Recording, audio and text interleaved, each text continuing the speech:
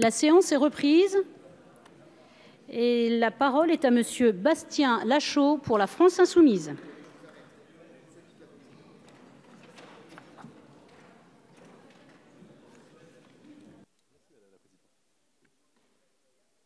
Madame la Présidente, mes chers collègues, cette proposition de résolution propose de créer une commission d'enquête relative à la lutte contre les groupuscules prônant la violence. En s'arrêtant au titre, nous pourrions nous réjouir que le groupe Les Républicains se saisisse enfin du grave problème que posent les groupuscules violents d'extrême droite. Car depuis plusieurs mois, des groupuscules d'extrême droite agissent en toute impunité dans le pays. Les premières victimes sont nos jeunes lycéennes et étudiants. On peut se demander ce que fait Gérard Collomb sur cette question. L'État français doit impérativement réagir à ces violences et prendre également la mesure des menaces de mort que ces cohortes profèrent. Leurs organisations prolifèrent sur tout le territoire. La liste proposée par l'excellente proposition de résolution de ma collègue Muriel Ressiguier est longue et pénible à entendre.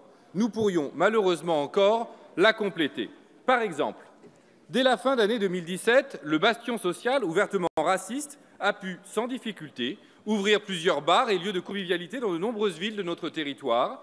Le 9 décembre, il inaugurait son local à Strasbourg, puis le 13 janvier, c'était à Lyon, le 5 février à Chambéry, le 24 mars à Marseille.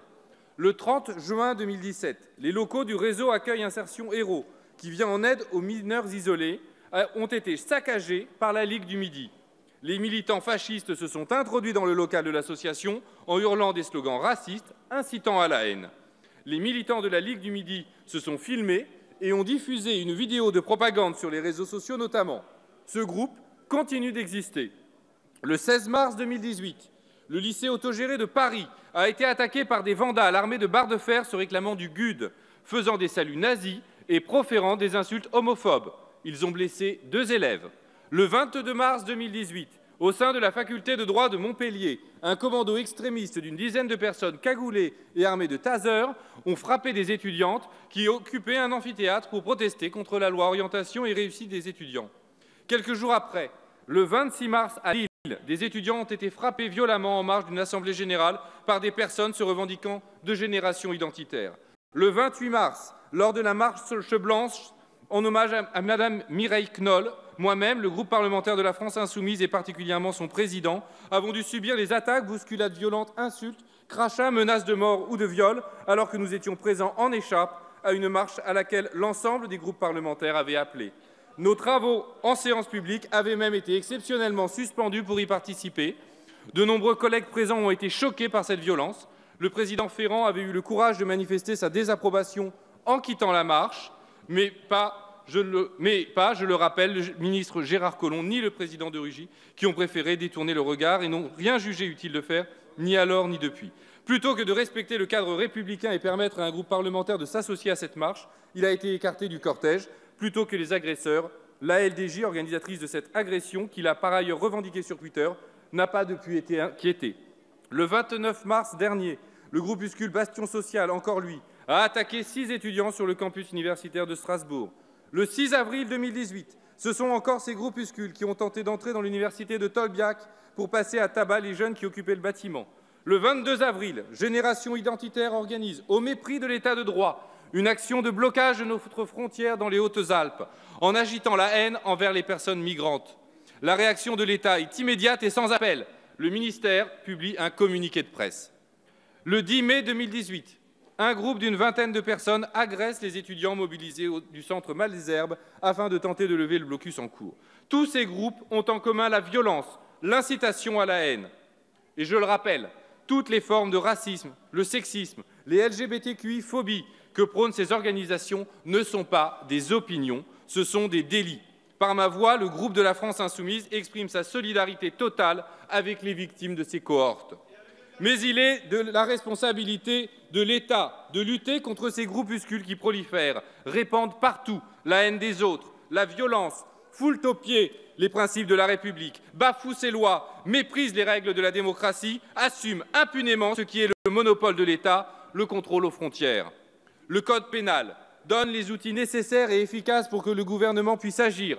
L'article L212-1 du Code de la sécurité intérieure dispose en effet que sont dissous par décret en Conseil des ministres toutes les associations ou groupements de faits qui provoquent à des manifestations armées dans la rue ou qui présentent, par leur forme et leur organisation militaire, le caractère de groupes de combat ou de milices privées, ou qui, soit provoquent à la discrimination, à la haine ou à la violence envers une personne ou un groupe de personnes à raison de leur origine ou de leur appartenance ou de leur non-appartenance à une ethnie, une nation, une race ou une religion déterminée, soit propagent des idées ou théories tendant à justifier ou encourager cette discrimination, cette haine ou cette violence. Et pourtant, rien n'a été fait à cette heure. Un ministre, M. Castaner, et le président du groupe parlementaire de la France insoumise, Jean-Luc Mélenchon, ont été menacés de mort par un groupuscule violent d'extrême droite. Si les fomentateurs de cette attaque ont été arrêtés pour apologie du terrorisme, combien courent encore impunément? Plusieurs députés de notre groupe parlementaire et d'autres groupes ont été visés par des menaces de mort ou de viol, d'injures racistes et sexistes provenant de ces factions sur eux-mêmes et parfois même sur leurs enfants. Certains groupuscules, comme l'Action française, ont même franchi un cap dans la violence en agressant physiquement un député de notre groupe. Nous souhaitons éviter qu'un drame supplémentaire n'advienne.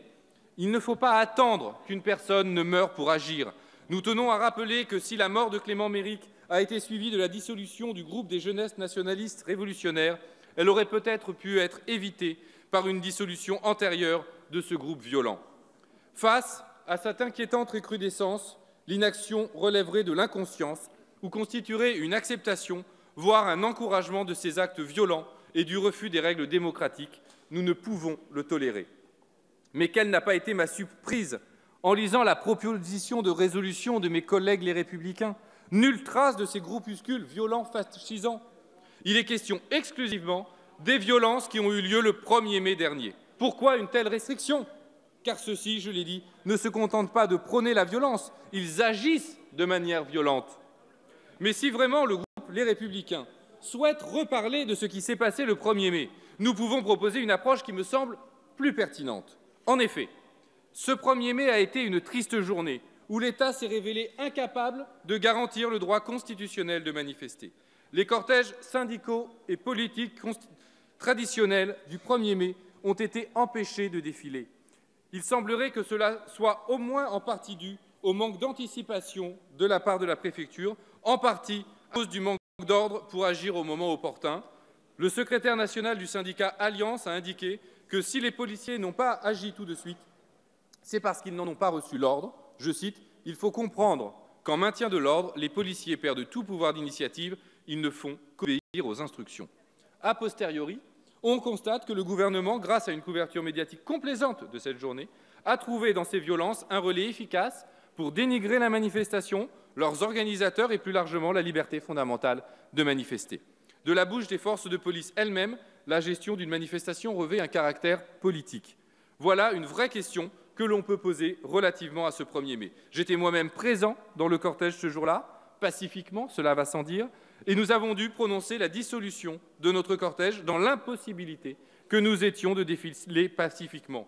Nous avons dû subir, même si nous étions loin, les gaz lacrymogènes qui, je le rappelle, touchent indistinctement les violents et les pacifiques. Je rappelle à M. Collomb ma question écrite sur l'usage de ces gaz en matière de maintien de l'ordre qui reste à ce jour sans réponse.